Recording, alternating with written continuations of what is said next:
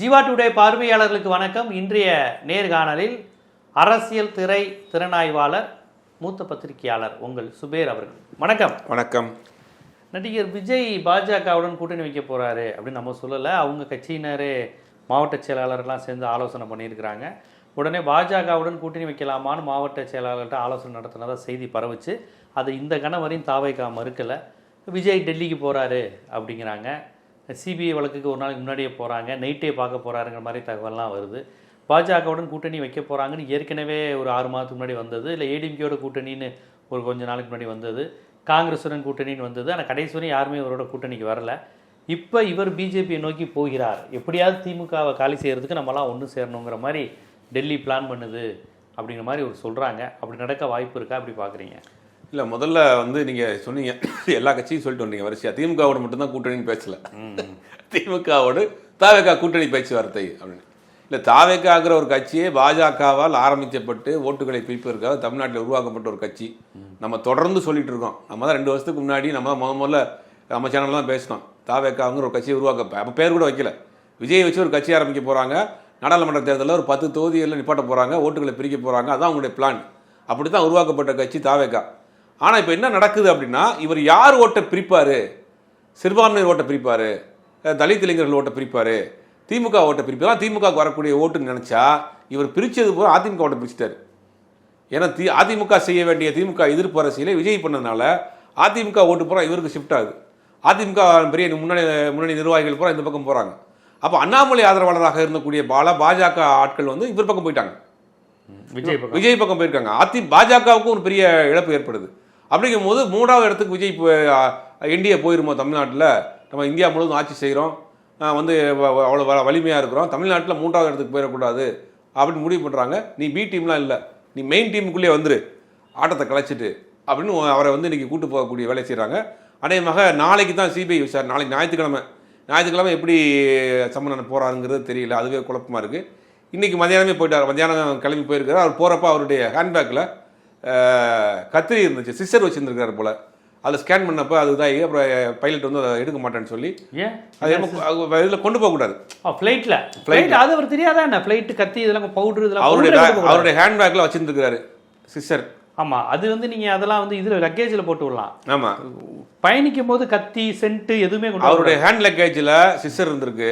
அதை ஸ்கேன் பண்ணுறப்ப பார்த்து தெரியாமல் இருக்காதுங்க விஜய்க்கு. அது போய் இப்போ ஃப்ளைட் எடுக்கல, நிப்பாட்டி வச்சிருக்காங்க. ஒரு 1 ஹவர் டிலே. பைலட் அதெல்லாம் கிளியர் பண்ணுறாங்க. செக்கிங் ஏதாவது பிரச்சனையாக இருக்குது. நீங்கள் நைட்டு போய் தங்குறார். அமித்ஷாவுடைய செயல் 10 மணிக்கு மேலே தான் நைட்டு முக்கியமான முடிவுகள் எடுப்பார், சந்திப்பார். அதுக்கு முன்னாடி இன்னைக்கு சாயங்காலம் இன்னைக்கு மதியம் சிடி நிர்மலுக்கு நாளைக்கு ஈவினிங் நாங்கள் பிரஸை சந்திக்கிறோன்ட்டு போகிறாப்புல. டெல்லிக்கு போகிறதுக்கு முன்னாடி நாளைக்கு ஈவினிங் சந்திக்க போகிறோம் அப்படின்னா அவங்க ஆல்மோஸ்ட் அந்த கூட்டணிக்குள் போயிட்டாங்கிறது அர்த்தம். 2வது, நேற்று ஒரு மாவட்ட செயலாளர் கூட்டம் வீடியோ கான்ஃபரன்சிங்கில் நடந்து அதில் பெரும்பாலானவர்கள் கூட்டணிக்கு போகலாங்கிறத ஒத்துக்கிட்டாங்கிற அதை உறுதிப்படுத்துறாங்க. அதாவது நாங்கள் ஒரு முடிவு எடுக்க போகிறோம். கூட்டணி பாஜக முடிவு பண்ணுறீங்க, வேற மாதிரி கூட்டணி வேற யார் கூட்டணி இருக்க? வேற கட்சியோட கூட்டணி வைக்க போறாங்களா? அரவிந்த் கெஜ்ரிவாலோட கூட்டணி வைக்க போறாரா? பவன் கல்யாணோட கூட்டணி வைக்கிறா? மம்தா பானர்ஜியோட கூட்டணி வைக்க போறாங்களா? பாஜக தான். இந்த முகரக்கட்டை பார்த்தாலே தெரியும் நீ யாருன்னு. இதுல மம்தா பானர்ஜியோட கூட்டணி வச்சாருன்னு வச்சுக்கோங்க, அதையும் பெருமை சொல்லலாம். பாத்தீங்களா எங்க தலைமை, எங்க தலை தில்ல பாத்தீங்களா, கல்கத்தால போய் கூட்டணி வச்சு. கல்கத்தாவோட கூட்டணி திமுக அது வரையும் வச்சது இல்ல. திமுக திட்டு இல்ல, நாங்க வச்சுட்டோம். இதே மம்தா பானர்ஜி எது சொன்னாலும் சரின்னு சொல்றதுக்கு ஒரு கூட்டம் இருக்குல்ல. அதாவது இந்த மனப்பிறழ்வுன்றாங்கல்ல, அது எப்படி நடக்குதுன்னா, ஒரு இடத்துல நீங்கள் அப்படி நின்றுவீங்க. உங்களுடைய மைண்டு வேறு பக்கம் ஆஸ்லேஷன் ஆகாது, ஒரு ஸ்டக் ஆகி நின்றோம். நாளைக்கு காலையில் மழை பெய்யும், வெள்ளிக்கிழமை சாயங்காலம் வெயில் அடிக்கும் அப்படிங்கிறது மைண்டில் ஃபிக்ஸாக ஓடிக்கிட்டே இருக்கும்.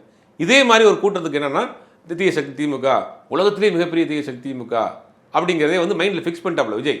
அதாவது விஜயினுடைய அரசியல் ஆபத்தான அரசியலுங்கிறது நம்ம தொடர்ந்து பேசிக்கிட்டே இருக்கிறோம். எப்படி பக்குவப்படுத்துறாரு அப்படின்னா, உலகத்திலேயே மிகப்பெரிய ஒரு தீய சக்தி திமுக தான், மோசமான கட்சி திமுக தான். பாஜக கூட பரவாயில்லப்பா, திமுகவை விட பாஜக பரவாயில்லைங்கிற ஒரு நார்மலைஸ் பண்ணக்கூடிய அரசியலை தொடர்ந்து பண்ணிகிட்டே இருக்காரு விஜய். நம்ம ஆரம்பத்தில் சொல்கிறோம், அந்த அரசியல் தான் ஆபத்தான அரசியல். கடைசியில் எங்கே நிற்கிறாரு பாருங்க, திமுக எதிர்ப்பதற்காக அந்த பாஜகவோட கூட்டணி கைகோர்க்கு எங்கே போகிறாப்பு. அதான் கடைசியோடைய முடிவு. இதை திட்டம் இன்னைக்கு எடுக்கிற முடிவு இல்லை, இதை ரொம்ப நாளாகவே அந்த பிளானை பண்ணுறாரு. திமுக உலகத்திலே மிகப்பெரிய தீய சக்தி பார்த்தீங்கன்னா வேர்ல்டு லெவலில் இந்த வார் நடக்குது இல்லைங்க, அதுக்கு திமுக தாங்க காரணம். இன்னைக்கு ஈரான் இஸ்ரேல் வார் நடக்கக்கூடிய திமுக தான் காரணம். உலக பொருளாதாரம் முடங்குறதுக்கு திமுக தான் காரணம். பெட்ரோல் தட்டுப்பாட்டுக்கு திமுக தான் காரணம். அப்படிங்கிறத நிறைய செக் பண்ணிட்டே இருக்காப்புல. இதை வந்து என்னன்னா கடைசி நேரத்தில் ஜாயின் பண்ணுறதுக்கு வழியாக இருக்கும்னு பார்க்குறாங்க.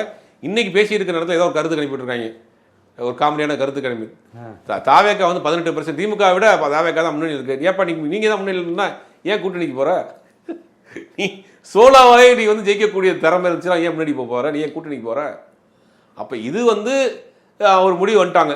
நம்ம இந்த அதிமுக பாஜக கூட்டணி பலகீனமாக இருக்குது, பல பிரிவுகளாக இருக்குது, தொங்கி போய் கிடக்கு. இதை வச்சு தமிழ்நாட்டில் வண்டியை ஓட்ட முடியாதுன்னு பாஜக நினைக்குது.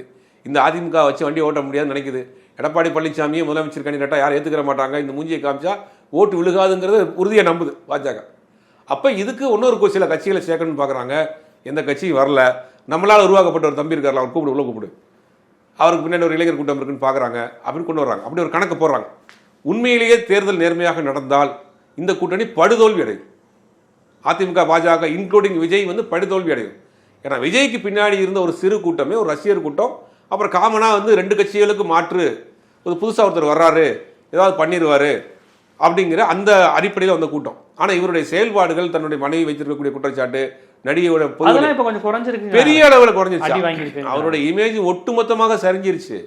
அவருக்கு பின்னாடி இருக்கக்கூடிய சிறுபான்மை வாக்குகள்ல ஒரு குறிப்பிட்ட சதவீத வாக்குகள் தான் ஆதரித்து பேசினவங்களே கொஞ்சம் பேர் இதெல்லாம் ரொம்ப தப்பு கடுமையாக விமர்சனம் பண்ண ஆரம்பிச்சிட்டாங்க. இப்போ 2 நாளாக வந்து விஜய் டிவிகே கூட பிஜேபி கூட போகிற பட்சத்தில் அது ஒரு மோசமான ஒரு முடிவு அப்படிங்கிற மாதிரி ரொம்ப கடுமையான வார்த்தைகளை பயன்படுத்தி பேச ஆரம்பிச்சிட்டாங்க.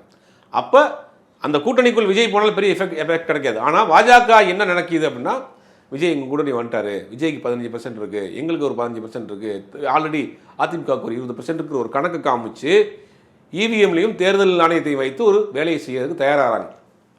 இதுக்கு விஜயும் உள்ள கூப்பிட்டுக்கிறாங்க. விஜய்க்கு பார்த்தீங்களா ஏற்கனவே 30% இருக்காருங்க, அதில் பாதி போனால் கூட 15%ங்க, ஆல்ரெடி பாஜக ஒரு 15% இருக்குங்க, அதிமுக ஒரு 20% இருக்குங்க, மொத்தம் கணக்கு பண்ணி பாருங்க 55% இருக்குங்க, ஃபுல் ஸ்வீப் அப்படிங்கிற ஒரு நரேஷனை செட் பண்ணக்கூடிய ஒரு அரசியலை செய்கிறாங்க. அநேகமாக இன்னைக்கு இரவு அமித்ஷா அவர்களை சந்திச்சுட்டு நாளை காலையில் இந்த ஃபார்மாலிட்டிஸான இந்த விசாரணையை முடித்து விட்டு நாளை ஈவினிங் அநேகமாக பத்திரிகையாளரை சந்திப்பார். விமல் அவர் எங்க சந்திப்பார்? நீங்க கேள்வி தம்பி என்ன தம்பி திருப்பி இப்படி கேட்டுவிட்டீங்க? திடீர்னு கேட்டா என்ன செய்யறது? இதை விஜய் தம்பி கேட்டாருன்னா மனசு என்ன? நான் சந்திப்பேன் யார் சொன்னா அப்படின்றோம்ல. நிர்மல்குமாரோ ஆதவ அர்ஜுனாவோ பேசுறான், இல்லாட்டி ஒரு அறிக்கையாக கூட வர்றதுக்கு வாய்ப்பு இருக்கு இந்த குழப்பத்துக்கு. ஆனா ஆல்மோஸ்ட் அங்க போயிட்டாரு, அந்த பிடியில் இருக்கிறாரு. அந்த கோர பிடியில் சிக்கி இருக்கக்கூடிய அந்த பிள்ளை யாராவது காப்பாத்துக்கு, அந்த கோர பிடியில் அந்த பிள்ளை சிக்கி இருக்கு. இதுக்கு பின்னாடி இவரை இயக்குகிற அந்த பெண்மணி தான் இது எல்லா விதமான அரசியல் ஆசையை இவற்றை ஊட்டி தன்னுடைய ஆசையை நிறைவேற்றிக் கொள்வதற்காக எல்லாம் பண்றதே அந்த பெண்மணி தாங்கிறாங்க. இதுல இன்னொரு டிமாண்ட் வச்சிருக்கிறாங்க. யாரு இவரு? நான் வந்து பாஜக கூட்டணிக்கு என்டிஏ கூட்டணிக்கு வரதா இருந்ததுன்னா திமுகவை நான் சொல்ற டார்ச்சர் பண்ணுங்க. இது ஜெயலலிதா ஃபார்முலா. ஜெயலலிதா என்ன பண்ணாங்கன்னா, வாஜ்பாய் கொடுத்த ஆதரவை வந்து தமிழ்நாட்டில் இருக்கக்கூடிய திமுக ஆட்சியை கலைச்சா நாங்கள் அவங்க ஆதரவு தரேன்னாங்க. ஆமா, அப்படிதான் சொல்லிட்டேன். வாஜ்பாய் கலைக்க மாட்டேன்ட்டார். அதுக்கு பிறகு தான் திமுக பாஜக. அவர் என்ன சொன்னார்னா, எந்த முகாந்திரமும் இல்லாமல் இப்படி கழிப்பு இதே மாதிரி தான் சட்டம் ஒழுங்கு சரியில்லை, சட்டம் ஒழுங்கு கலைச்சி விடுங்கன்னாங்க. அதுக்கு 99. அதுக்கு பிறகு தான் வந்து நேரடியாகவே அதிமுக பாஜக கூட்டணி வந்துச்சு. வாஜ்பாய் 13 மாசம் ஆட்சியை அந்த மாதிரி போட்ட கண்டிஷனே அதிமுக ஆட்சியை கலைக்கணும் தான். இப்போ என்ன பண்றாரு இவர்னா, கரூர் வழக்கில் வந்து செந்தில் பாலாஜியை வந்து குற்றவாளியை சேருங்க, ஏன் சேருங்க, இந்த சம்பவத்துக்கு பூராமே நான் காரணம் இல்லை, நான் ஒரு தூய சக்தி, இது வந்து சதி நடந்திருக்கு, இதை வந்து பண்ணது பூரா திமுக தான், செந்தில் பாலாஜி தான் பண்ணாரு, இதான் டிமாண்டே இதுதான். அதனால தான் இவ்வளோ நாளை விட்டுட்டு திரும்பி இவருக்கு சம்மன் அனுப்புறாங்க. செந்தில் பாலாஜிக்கு இப்போ 15 போறாரு, அவருக்கு அனுப்பணும். எங்க சம்மந்தமே இல்லாம எனக்கு இது செந்தில் பாலாஜிக்கு சம்மந்தம் அனுப்பணுன்னே இந்த வடிவேல் படத்தில் அவர் வண்டி நிற்க முன்னாடி வந்து விழுவாங்க இல்லை முதல் இங்கேயே வந்து விழுகிற போது அவன் அங்க நிக்கிறா, இங்கேயே விழுந்துட்டு கத்திட்டு இருக்க, அவன் தான் இறங்கி பார்த்து போட்டு அந்த மாதிரி செந்தில் பாலாஜிக்கு அந்த சம்பவத்துக்கு நடைபெற்றது நம்ம ஊரே பார்த்தோம், உலகமே பார்த்தோம், டிவியில பார்த்துக்கிட்டு இருக்கோம். இந்த ஆள் லேட்டா வர்றாரு, கூட்டத்துக்குள்ள வண்டியை வர்றாரு, தள்ளுமுள்ளி ஏற்படுத்தி விழுகிறாங்க. இவர் லேட்டா வந்ததுக்கு காரணம் செந்தில் பாலாஜி தானா? எல்லாமே திமுக தான், எல்லாமே திமுக தான். ஒரு லேட்டா வரணுங்கிற இன்டென்ஷனை உண்டு பண்ணி, ஆமா உண்டு பண்ணி அவரை வந்து தாமதப்படுத்தி, அவர் மைண்டை வந்து கட்டுப்படுத்தி வசியப்படுத்தி அவரை தாமதப்படுத்துறது வந்து லைட்டு போட்டு ஆஃப் பண்ணது காரணம் திமுக. ஆமா, அவர் ஆஃப் பண்ணலாமே, யார் திமுக ஆஃப் பண்ணி ஆன் பண்ணிருக்காரு. உள்ள யாரும் அவருக்கே தெரியாம ஒரு ஆவியா இருந்திருக்கும், ஊர்ல இருந்திருக்காங்க போல.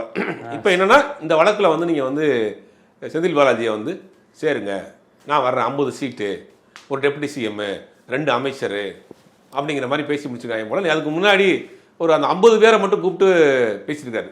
வேட்பாளர் லிஸ்ட்ல இருக்கக்கூடிய இந்த 50 பேரை மட்டும் கூப்பிட்டு, நீ 50 பேர் எம்எல்ஏ ஆக போறீங்க, தைரியமா போங்க, நீங்க வந்து அடுத்த ஜூன்ல இருந்து நீங்க சட்டமன்ற உறுப்பினராக இருக்கீங்க, போங்க அப்படின்னு தரோம். அந்த 50 பேருக்கு மட்டும் தான் சீட் கேட்குறாராம். அப்படி வந்துச்சுன்னு வச்சுங்களேன், ஒருவேளை 50 சீட் வந்து விஜய் கொடுக்குறாங்க, ஒரு 30 சீட் வந்து பாஜக நிற்கிது, 20 சீட் பாமக நிற்கிது, 100 சீட் போயிடும்.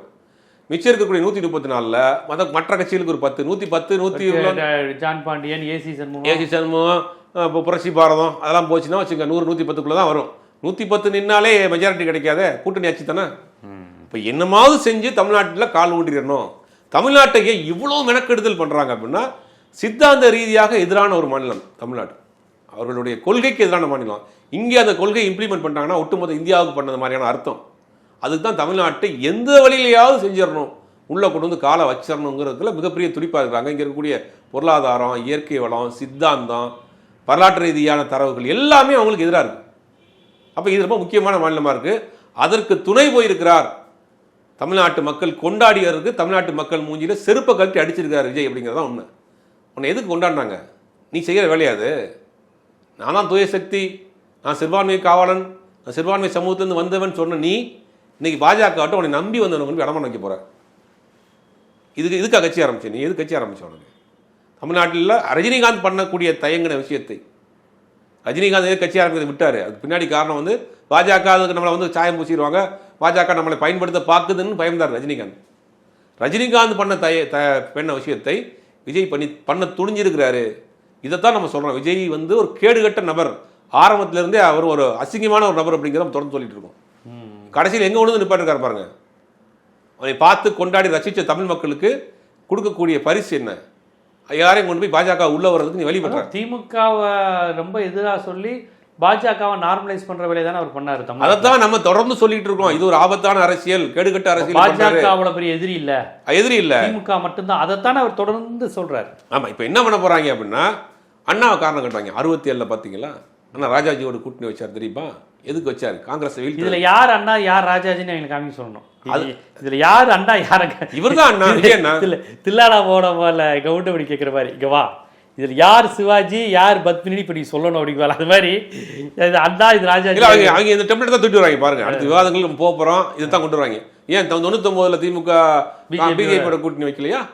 ஏன் 67 அண்ணா ராஜாஜியோட கூட்டணி வைக்கலையா? அப்படிப்பாங்க. ஹெச் ராஜா காண்டி திமுக ஹெச் ராஜாவுக்கு எம்எல்ஏ சீட்டு கொடுத்து எம்எல்ஏ ஆக்கணும் திமுக இல்லையா? அது திமுக கொள்கை பிரச்சாரம் மாதிரி எப்படியாவது ஹெச் ராஜா இதாக்கணுங்கிறது திமுக இல்ல. அன்னைக்கு 96 இருந்து 99 வரைக்கும் 3 பொது தேர்தல் நடக்குது. ஐக்கிய குஜரால் ஒரு முறை பிரதமராக இருக்காரு, தேவகவுடா பிரதமராக இருக்காரு, வாஜ்பாய் 13 நாள் பிரதமராக இருக்காரு, 13 மாசம் பிரதமராக இருக்காரு. 96 99 வரைக்கும் 3 தேர்தல் நடக்குது, பொது தேர்தல் நடக்குது. இந்தியா வந்து ஸ்டேபிளான கவர்மெண்ட் ஃபார்ம் பண்ண முடியல. இந்தியாவில் இருக்கக்கூடிய அனைத்து கட்சி கம்யூனிஸ்ட்லேயே வந்துச்சு, எல்லா கட்சிகளும் சேர்ந்து இந்தியாவுக்கு ஒரு ஸ்டேபிளான கவர்மெண்ட் வரணுங்கிற முடிவு எடுக்கிறாங்க. அப்படி முடிவு எடுக்கிறப்ப வேற வழி இல்லாமல் பாஜகவுக்கு ஆதரவு கொடுக்க வேண்டிய நிலைமை வருது. பாஜகவுக்கு ஆதரவு கொடுக்க வேண்டிய பாஜகவுடைய ஆர்எஸ்எஸ் அஜெண்டாக்களை நிறைவேற்றக்கூடாது. ஒரு காமன் மினிமம் ப்ரோக்ராம் போடு, காமன் சிவில் கோடு யூஸ் பண்ண கொண்டு வரக்கூடாது, ஆர்டிகல் 370 கொண்டு வரக்கூடாது, பாபர் மசீதி விஷயத்தை கையில் எடுக்கக்கூடாது, டீலிமிட்டேஷன் கொண்டு வரக்கூடாது, ஒரே நாடு ஒரு இது எதுவுமே செய்யக்கூடாது, இம்ப்ளிமெண்ட் பண்ணக்கூடாது. ஆட்சி மட்டும் இருந்துங்க. காமன் மினிமம் ப்ரோக்ராம்னு போட்டு குறைந்தபட்ச செயல் திட்டம் போட்டு கலைஞர் இந்த கடிவாளத்தை கையில் வச்சிருந்தார். நீங்க அப்படியே போறீங்க. இவங்க இந்த அரசியல் அது வரலாறு எதுவுமே தெரியாது. அண்ணா ஏன் பண்ணாரு அப்படிங்கிற போது அன்னைக்கு வந்து காங்கிரஸ் எதிர்க்கணுங்கிறதுனால ஒரு 20 வருட பயணத்துக்கு பிறகு நீதி கட்சியில் அண்ணா தன்னுடைய வாழ்க்கையை தொடங்கி திராவிட கழகத்துக்கு வந்து பெரியாரோட முரண்பட்டு அதுக்கு பிறகு இடைத்தேர்தலை சந்திச்சு அதுக்கு பிறகு கட்சி ஆரம்பிச்சு அதுக்கு பிறகு பெரிய போராட்டத்திற்கு பிறகு ஒரு வழி இல்லாமல் போறாரு. நீ என்ன போராட்டம் பண்ணிட்ட? தமிழ்நாட்டுக்கு கட்சி ஆரம்பிச்சு 1.5 வருஷத்துக்குள்ள டயர்ட் ஆகிட்டியா? நீ ஒரு தேர்தலை சந்திக்கிறதுக்கு முன்னாடி டயர்ட் ஆகிட்டியா? கொள்கை இதுன்னு சொல்லிட்டு அங்கே போய் கை கோக்குற. இல்லை, இந்த வருஷத்தில் நிறைய தேர்தல் வந்தது. அவர் கட்சி தொடங்கியுமே நிறைய இடைத்தேர்தல், மக்களவை தேர்தல், ஈரோடு இடைத்தேர்தல் வந்துச்சு, மக்களை விக்கிரவாண்டி வந்தது. அதாங்க இது வந்து கைக்குள்ளே வச்சிருக்கக்கூடிய ஒரு மேஜிக் மாதிரி. கையில் ஒரு பூச்சி வச்சிருக்கேன், இது உயிரோடு இருக்கா இல்லைன்னு கேட்பேன் அவன்கிட்ட. நீங்கள் வந்து உயிரோடு இருக்குன்னா நான் உயிரோடு விட்டுருவேன், உயிரோடு இல்லை நானே அமைக்க கொண்டுருவேன். இதுதான் தாவேக்கா. 30% இருக்கு. எவ்வளோ இருக்கு? 30. எவ்வளோ இருக்கு? நீங்கள் 20. நீங்கள் எவ்வளோ இருக்கு? 40. பிள்ளைக்கு பிள்ளைப்பி அப்படின்னு காட்டணும். அப்போ அந்த கையில் இருக்கக்கூடிய பூச்சி பட்டாம்பூச்சியா செத்து போன பூச்சியான்னு கை திறந்தா தான் தெரியும். செத்து போன பூச்சிக்கு நீங்கள் சொன்னீங்கன்னா அதை ரசிக்கிறேன், உயிரோடு இருக்குன்னா உயிரோடு விட்டுருவேன். இதுதான் அவங்களுடைய அரசியல். இந்த அரசியல் ஸ்ட்ராட்டஜிஸை வச்சுக்கிட்டு சமூக வலைதளங்களை வச்சுக்கிட்டு மக்களை வந்து இந்த மாதிரி வேலையை பண்ணுறாங்க. இப்போ பேச ஆரம்பிச்சாங்க. பார்த்துட்டீங்களா? ஃபுல் சீட் இவருக்கு ஒரு 30% இருக்கு, அவருக்கு ஒரு 20%. அந்த செட்டப் வலதுசாரிலாம் விவாதங்களை சொல்லிடுவாங்க. இந்த ஏடிஎம்கே டிவிகே பிஜேபி அலையன்ஸ் வந்துச்சுன்னா ஸ்வீப், அதாவது வரலாறு காணாத வெற்றி. வலதுசாரி பத்திரிகையாளர் இல்ல, விஷயம் தெரிஞ்சாலே பேசுறாங்க. விஷயம் தெரிஞ்ச ஆட்களே இதை வந்து நார்மலைஸ் பண்ண ஆரம்பிச்சிட்டாங்க. இப்போ அவருக்கு குறைஞ்சபட்சம் ஏங்க அவருக்கு 20% இருக்குங்க, வெளியில் போனது 10% போனால் கூட 10%ங்க. ஆல்ரெடி 2024 நாடாளுமன்ற தேர்தலில் 19% வாங்கிருக்கு. உங்களுக்கு தெரியலையா? இது நம்ம எப்படி பார்க்கணும்னா 19% பிஜேபி வாங்குச்சுங்கிறத இன்னும் சொல்லிட்டு இருக்காங்க. ஆமாம், அது ஏசி சண்முகம், தேவநாதன் யாதவ், தனி ஓபிஎஸ் எல்லாத்தையும் கணக்கில் சேர்த்துட்டாங்க. அன்புமணி தனிப்பட்ட செல்வாக்கில் வாங்கின கணக்கில் சேர்த்துக்கிட்டு 19%. அதிமுக வாங்கின வாக்குகள் வந்து எஸ்டிபி வாக்கு, தேமுதிக வாக்கு, இவங்க கணக்கில் சேர்த்து அதை ஒரு ரவுண்ட் ஃபிகர் சொல்கிறாங்க. இப்படி பார்த்தீங்கன்னா இது ஒரு 19%, அது ஒரு 20%, 39%. விஜய்க்கு டெஃபினெட்லி 19% கன்ஃபார்ம்டு அப்படின்னு 2 இங்கிலீஷ் வார்த்தை இடையில பேசிட்டு அதை மாதிரி வந்து ஓடிட்டு இருக்கானுங்க. இதில் அமித்ஷா சந்திப்புக்கு முன்னாடி ஒரு விஷயம் நடந்தது. ஆதவ் அர்ஜுனா ரஜினி ரசிகர்களை சீன்றாரு. கொஞ்ச நாளைக்கு முன்னாடி ஃபிலிக்ஸ் வந்து அஜித் வந்து ரேஸுங்கிறார். நல்லா கவனிச்சு பாருங்கள். விஜய்க்கு வந்து செக் வைக்கப்படுதோங்கிற ஒரு கோணம் இருக்குது. இப்போ நீங்கள் இதெல்லாம் நம்ம தொடர்ந்து நம்ம பேசிட்டு வரோம். ரஜினி ரசிகர்களை சீண்டுவது, அஜித் ரசிகர்களை சீண்டுவது, விஜய் மீது ஒரு எல்லா விதமான அதிருப்தி உருவாக்குவது பாஜகவுடன் கூட்டணிக்கான பேச்சுவார்த்தை. விஜயே சிக்க வைக்கப்படுகிறாரான்னு இருக்குது, ஆதவ் அர்ஜுனாலான்ங்கிற டவுட் இருக்குது. அதுதான் வந்து இன்னைக்கு அர்ஜுனமூர்த்தி சொல்லியிருக்காரு. விஜய்க்கு ஒரு லெட்டர் எழுதிருக்காரு, தயவு செய்து இந்த மாதிரி ஆட்களை கூட வச்சுக்கிறாங்க. ஆனா இன்னைக்கு 3 பேர் அவர் தான் கூட போறாரு. இந்த பிளைட்ல போற 3 பேர்ல சிடி நிர்மல்கரும், ஆதவ் அர்ஜுனா, விஜய் 3 பேர் தான் டெல்லிக்கு போறாங்க.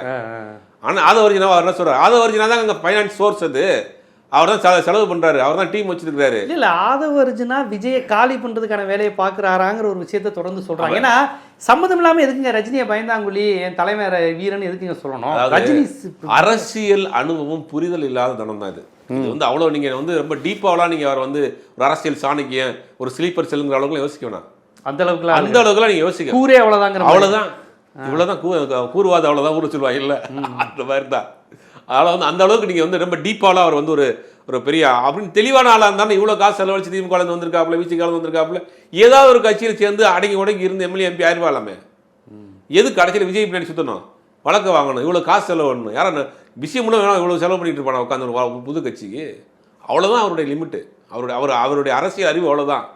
சும்மா லேப்டாப் வச்சுக்கிட்டு, ஸ்ட்ராட்டஜிஸை வச்சுக்கிட்டு, டேட்டாஸை பேசிக்கிட்டு 96 முதல்ல இந்த பக்கம் அம்பேத்கரையும் அந்த பக்கம் காந்தியும் வச்சுக்கிட்டு பேனா அப்படி வச்சுட்டே பேசிக்கிட்டு அதை விட்டுட்டு இப்போ வந்து சாவர்கர் போட்டோவும் இந்த பக்கம் இவர் போட்டோவும் வச்சுருவாங்க. அடுத்து டாக்டர் மூஞ்சே கோவல் அந்த மாதிரி போட்டோ வச்சுட்டு இனி எந்த ஸ்டேட் வந்து டெல்லி எந்த தலைவர் வந்து சாவர்கர் அப்படின்னு பேச ஆரம்பிப்பாங்க. வெக்கமே இல்லாமல் போறாங்க. இப்போ திமுகவோடவா பாஜக மோசமான கட்சி அப்படின்னு. ஆமா, அன்னைக்கு எங்க தளபதி சொல்லியிருக்காருல்ல, பாசத்தை விட பாயாசம் பெருசு அப்படின்ற மாதிரி பேசுவாங்க. டெல்லியை காமிச்சு எதுக்கு போதும் மிரட்டுறீங்க? டெல்லி தான் பயம், நான் தான் இருக்குன்னு எல்லாத்தையும் சொல்றேன். நம்பிக்கையா இருக்க, கான்ஃபிடண்டா இருக்க, நம்ம கூட பிரதமர் இருக்கிறாரு, பிஜேபி இருக்கு, நல்லது நடக்கும், வெற்றி நிச்சயம் அப்படின்னு பேச போறாங்க. வந்து அதுக்காக தேர்தல் ஆணையம் அவங்க வேலை செய்ய போகுது, எலெக்ஷன் டேட் தள்ளி போகுது, அதுக்கு ஸ்பேஸ் கொடுக்குறாங்க.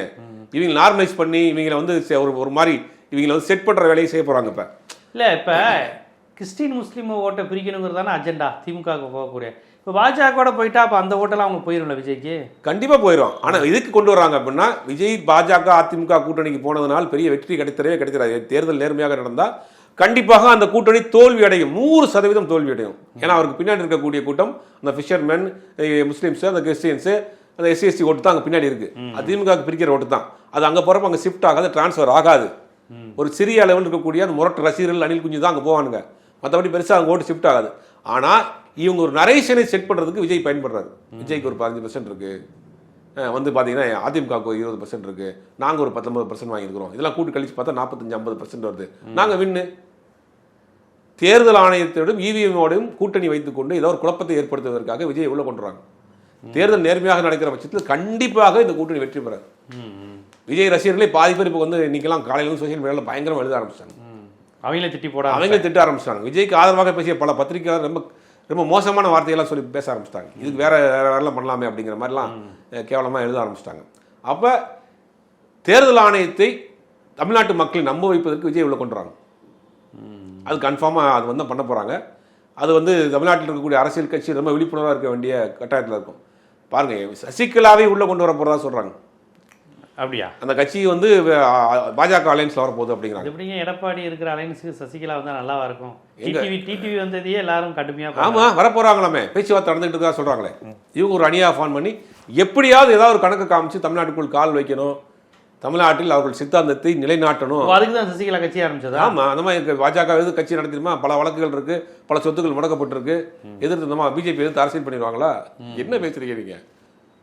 தனக்கான ஒரு இடம் வேணும் அப்படிங்கிறதுக்காக ஒரு அரசியல் கட்சி, அவ்வளவுதான். பாஜகவோட நெருக்கணும், அவ்வளவுதான். டிடிவிக்கு அந்த மாதிரி பிரச்சனை, அது மிக விரைவில் அது செய்தி வரப்போகுதுங்கிறாங்க. ஆமா, எடப்பாடிக்கு சசிகலா பிரச்சனையை விட டிடிவி சசிகலா பிரச்சனை தான் அதிகமா இருக்கு போலயே. ஆமா, அவங்களுக்குள்ள பிரச்சனை. அந்த ஜெயிலுக்கு போயிட்டு வந்தது வந்து அவங்க பேச்சுவார்த்தை இல்லை போல. அவர் திடீர்னு அந்த மாதிரி திடீர்னு இட்லி திடீர் சாம்பார் மாதிரி திடீர் கட்சி ஆரம்பிச்சிருக்காங்கன்றாங்க. யார? சசிகலாவை. எந்த சின்னமாவை? சித்தியா சின்னமாவை. எந்த சசிகலாவால் அடையாளம் காட்டப்பட்டவர்கள் டிடிவி தினகரன் யாருங்க? ஓபிஎஸ் யாரு? எடப்பாடி பழனிசாமி யாரு? அவங்கெல்லாம் கட்சிக்காரவங்க. ஒரு கிளை செயலாளரோ ஒரு சேர்மனாவாக இருந்துட்டு போயிருப்பார். சிலுவம்பாளையத்தில் ஒரு பகுதி செயலாளராக இருந்துட்டு போயிருப்பார். ஒரு ஊராட்சி மன்ற தலைவராக இருந்திருப்பார். இன்னைக்கு இந்தியா தமிழ்நாட்டுடைய முதலமைச்சர் நான் தான் கொண்டு வந்து காமிச்சது யாரு? சசிகலா.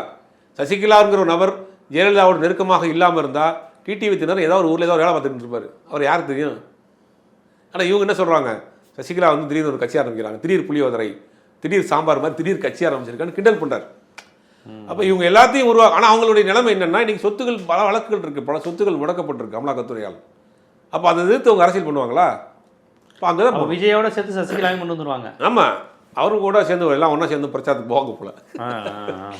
இது எவ்வளவு பாருங்க, பாஜக தமிழ்நாட்டை எவ்வளவு ஒரு டீப்பா விஜய்க்கு எவ்வளவு பர்சன்டேஜ்னு தனியா இருந்தா தெரியும், கடைசி வரை யாருக்கும் தெரியாம போயிடும். இந்த தேர்தலோட விஜயினுடைய அரசியல் வாழ்க்கை முடிஞ்சிடும், அவ்வளவுதான். ஒரு 40-30 சீட் கொடுப்பாங்க, கொடுத்துட்டு அவர் விஜய் காலி பண்ணி விட்டுருவாங்க. அதுல ஒரு அப்ப எடப்பாடி ரொம்ப சீட் நிக்க முடியாது. இவருக்கு 40. இந்த தேர்தலில் யாரை காலி பண்றாங்கன்னா, எடப்பாடியும் காலி பண்றாங்க, விஜயும் காலி பண்றாங்க. ஒரே கல்ல ரெண்டு மாங்காய். எடப்பாடியும் காலி, ஜோலி முடிஞ்சு, வந்து விஜய் ஜோலி முடிஞ்சு. அப்ப எலெக்ஷனுக்கு முன்னாடியே ஒரு கூட்டணி ஆட்சி தான் வருங்கிற மாதிரி ஒரு அலைன்ஸ். சீட்டை நீங்க பிரிச்சு கொடுத்தாலே கூட்டணி ஆட்சி தானே, கணக்கு தானே. அப்படி கணக்கு. கூட்டணி ஆட்சினா யாரு முதலமைச்சர் வேட்பாளர்? பிஜேபி தான். இவ்வளவு வேலை பார்க்கறது எதுக்கு? விஜயை கொண்டு வர மாட்டாங்களா? விஜயை கொண்டு வரதுக்கு என்ன? ஆடு வளர்க்கறதுக்கு, அளவு பார்க்கறதுக்கா, கோழி வளர்க்கறதுக்கு, பூ வைக்கிறதுக்கா? கடாதான். நாங்க அவ்வளவு டெல்லியில உட்காந்துட்டு அவ்வளவு ஃபோர்ஸை பயன்படுத்தி டெல்லிக்கு வர வச்சு இவ்வளவு பேசிக்கிட்டு இருக்கிறோம். எடப்பாடி பழனிசாமி முதலமைச்சராக இருக்கா, விஜய் முதலமைச்சராக இருக்கா? நாங்க ஆகணும். அடுத்த இவ்வளவு வேலை பண்ணிட்டு இருக்கிறாங்க. கூட்டணி ஆட்சி, பாஜக சார்பில் ஒருத்தர் முதலமைச்சர், நீங்க 2 துணை முதலமைச்சர் இருந்துங்க, வேணான்றா எடப்பாடி பழனிசாமி. பழனிசாமிஜி நாளைக்கு நீங்க vice chief minister of Tamil Nadu, ஓகேவா? ஓகே ஜி, அவ்வளோதான். வேறு என்ன செய்ய முடியும்? விஜய்ஜி நீங்கள் வந்து என்ன பண்ணுறீங்க? நானுங்க வேணாங்க, எனக்கு வைஸ் சிஎம்லாம் வேணாங்க, எனக்கு வெளியில் வர முடியாது, நான் வீட்டிலே இருந்துக்கிறேன், வேறு யாரையா வச்சுக்கிட்டு போயிடுவாப்ல அவர். அப்போ அரசியல் 45 சீட் ஓகேவா விஜய்க்கு? அவ்வளோதான். அவ்வளோ இருக்காங்க. 45 பேர் தானே செலவு பண்ணக்கூடிய ஓரளவுக்கு தெரிஞ்ச ஆட்கள் இருக்கிறாங்க. மிச்சம் தேவை. அப்புறம் கேட்டுருவாங்க 45க்கு மேலேனா இங்கே ஆளக்காமி கூட்டுவா ஒருத்தன் கூட்டுவா. ஏன் பில்லா சுரா இல்லையா? நம்ம சுரா இல்லையா? சுரா ரமேஷ் இருக்காப்புல, நம்ம வந்து போக்கிரி சுரேஷ் இருக்காப்புல, துப்பாக்கி ராஜா இருக்காப்புல, குருவி ரமேஷ் இருக்காப்புல, இவங்கெல்லாம் இல்லையா அப்படின்னு கேட்டேன். போங்க அனுப்பிச்சு விட்டுருவாங்க. அதனால அவங்க கூட இருக்கிற மாநாடு செயலாளர் கொஞ்சம் வெல்டுவா இருக்கக்கூடிய முக்கிய நிர்வாகிகள் இருக்காங்களா, ஒரு 30-40 பேர், அவங்களை கூப்பிட்டு வச்சு இது பண்ண போறாங்க போல. தமிழ்நாட்டு மக்களுக்கு மிகப்பெரிய ஒரு துரோகத்தை செய்ய போயிருக்கிறார் விஜய். அவரை கொண்டாடிய வாழ வைத்த தமிழ் மக்களுக்கு ஒரு பெரிய துரோகத்தை விஜய் செஞ்சிருக்கிறாரு. தன்னுடைய காழ்ப்புணர்ச்சியை தீர்த்துக் கொள்வதற்காக தன்னுடைய ரசிகர்களை கொண்டு போய் பாஜகவில் யாருமே தமிழ்நாட்டில் செய்யாத ஒரு அரசியல். சீமான சொல்றாங்க, கடைசி வரை சீமான் மடிகளையே, இந்த தேர்தலில் கூட அவர் பேசப்பட்டது, சீமான் மடிகளையே. ஆனால் நீங்கள் அந்த ரஜினிகாந்த் மடிகளையே, கடைசி வரைக்கும் 2014 வந்தமா, ஜெயலலிதா 16 உயிரோடு இருக்க வரைக்கும் அதிமுக மடியில. அந்த உதய மின் திட்டத்திலிருந்து எதையுமே அந்த 2001க்கு பிறகு பாஜக கூட அதிமுக எந்த உறவு வச்சுக்கலையே. அதுக்கு ஒரு 2-3 பொது தேர்தல் வந்துருச்சே. ஆனால் நீங்கள் எல்லாத்தையும் மறந்துட்டு நீங்கள் கொண்டு வந்து அங்கே போய் நிற்க வைக்க தொடங்கினவுடனே பிஜேபியோட அலைன்ஸ். அது ஒரு தேர்தலை சந்திக்க முடியாமல் நேராக கொள்கை எதிரின்னு சொல்லிக்கிட்டு பெரியார் அம்பேத்கர் ஃபோட்டோ எடுத்து, நான் இந்த ஃபோட்டோவில் எடுத்துருங்க, பெரியார் ஃபோட்டோ அம்பேத்கர் ஃபோட்டோ எடுத்துட்டு இப்போ நீங்கள் வச்சிருந்தாப்புல அந்த ரசிகருக்கு அவர் யாரும் தெரிய போதா? அவங்களுக்கு யாரும் தெரியாது.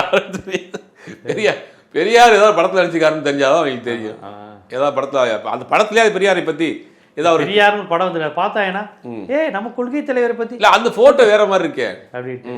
அது சத்யராஜ் படம் தானே அது பேசிக்கிறீங்க? ஓ, சத்யராஜ் படமாங்க இதுன்றவாங்க. அவங்களை கூப்பிட்டு கேட்டீங்கன்னா இதுதான் பெரியார், இது சத்யராஜ் படம் இல்லை, இது பெரியார் எங்க இதுதாங்க சத்யராஜ் படம் அப்படிம்பாங்க. அதுதான் அவங்களுடைய கொள்கை. ஏன்னா அம்பேத்கரை நான் தான் அறிவுப்படுத்திட்டு ஒரு ஆள் பேடையில் பேசுறாரு. ஆமா, இல்லைன்னா தெரியாம போயிருமா அப்படிங்கிற மாதிரி பேசுறாரு. இல்ல, இந்த கூட்டத்தை இப்படியே வச்சிருக்கணும்னு ஆசைப்படுறாரு. அவங்க அறிவார்ந்த கூட்டமாக, அரசியல் புரிந்த கூட்டமாக, அரசியல் தெரிந்த கூட்டமாக மாறிடக்கூடாது. மாறினா கேள்வி கேட்பானே, அந்த இது வந்துடக்கூடாதுன்னு பார்க்குறாங்க. இப்போ இன்னைக்கு விஜய் பின்னாடி ஒரு கூட்டம் இருக்கு, இன்னைக்கு இந்த அளவுக்கு கொண்டு வந்து நிற்குது அப்படின்னா அதுக்கு இந்த சமூகம் சேர்ந்து தான் காரணம். நம்ம தொடர்ந்து பேசுகிறோம், அதை பற்றி தான் சொல்கிறோம். குடும்பத்தில் அரசியல் பேசல, குடும்பத்தில் விளையாட்டை பற்றி பேசுறீங்க, குடும்பத்தில் வந்து சொந்த பந்தங்களை பற்றி பேசுறீங்க, சினிமாவை பற்றி பேசுறீங்க. 18 வயசு ஆச்சுன்னா அவங்க அரசியலை எப்படி பார்க்கணும்னு அந்த பிள்ளைக்கு சொல்லிக் கொடுக்கலையே. கல்யாணம் பண்ணால் வீட்டில் எப்படி வாழணும்னு சொல்லி கொடுக்குறோம். நம்ம 18 வயசு ஆச்சுன்னா யாரை பார்த்து ஓட்டு போடணுங்கிற அரசியல் சொல்லிக் கொடுக்கலையே. அவன் 24 மணி நேரம் மொபைலில் இருக்கிறான், இல்லைன்னா தேட்டரில் இருக்கிறான், அங்கே சொல்கிறது தான் உண்மை நம்புறான். திமுக தீய சக்தினா திமுக என்ன செஞ்சிருக்குன்னு அவனுக்கு புரியலையே. அது போய் உடனே கிராஸ் செக் பண்ணி பார்க்க மாட்டான். அப்போ அவனுக்கு மைண்டில் ஃபிக்ஸ் ஆயிடுச்சு தான். அப்படி ஒரு கூட்டத்தை உருவாக்கி வச்சிருக்காங்க. அதுக்கு செய்து தமிழ்நாட்டில் 2 திராவிட கட்சிகளும் அவங்க கொண்டு போய் இளைஞர்கள் மத்தியில் பெருசாக சேர்க்காம விட்டதும் ஒரு காரணம், அவங்கள வந்து எஜுகேட் பண்ண விட்டதும் ஒரு காரணம். ரெண்டாவது, குடும்பத்தில் அரசியல் பேசாதனுடைய விளைவு. ஒரு தற்கொலையாக ஒரு கூட்டமாக சேர்ந்து பாஜக உள்ள வர்றதுக்கான வேலையை நீ செஞ்சுக்கிட்டு இருக்காங்கும் போது இதை நம்ம எப்படி எல்லாத்தையும் சேர்ந்து தான் பார்க்கணும். இதுக்கு பொறுப்பு வந்து விஜய் மட்டும் கிடையாது, இந்த சமூகம், 2 திராவிட கட்சிகள் எல்லாம் சேர்ந்து விட்ட கோட்டை தான் இன்னைக்கு பெரிய ஓட்டையை போடுறதுக்கு ரெடியாக தயாராகிட்டு இருக்காங்க. பார்ப்போம். விஜய் வந்து பாஜகவுடன் கூட்டணின்னு 2 நாளாக போய்கிட்டு இருக்கு, அவங்களே பேச போகிறாங்கன்னு செய்தி வருது. ஆனால் இது விஜய் தரப்புல வந்து அதை மறுக்கலை, அப்படியே அமைதியாக இருக்காங்க. இப்போ டெல்லிக்கு வேறு சீக்கிரம் போகிறாரு, சிபிஐ கேஸு. ஸோ என்ன நடக்கும் அப்படிங்கிறத ஒரு அரசியல் பகுப்பாய்வாளராக சொல்லியிருக்கீங்க. இந்த கணவரையும் தாவைக்கானர் கூட்டணி இல்லைன்னு சொல்லலை. தாவைக்கா ஆதரவாளர்கள் பாஜக கூட்டணி வைக்கலாமான்னு கதற ஆரம்பிச்சிட்டான், விமர்சிக்க ஆரம்பிச்சிட்டான். அதுக்கும் பதில் சொல்லலை. ஆனால் எடப்பாடி மட்டும் மறுத்துருக்காரு இல்லை அப்படிங்கிற மாதிரி. எடப்பாடியோட தன்னோட இது போயிரும்ல. ஆமாம், அவர் மட்டும் தன்னுடைய சேர் போயிருமே, அவர் மட்டும் பதறாரு. பார்ப்போம் பாஜக திட்டம் என்னங்கிறத. நீங்கள் நம்ம ஏற்கனவே சொன்னது தான், இருந்தாலும் இனி என்ன நடக்க போகுது என்னங்கிறத நம்ம பொறுத்து வந்து பார்ப்போம். நன்றி.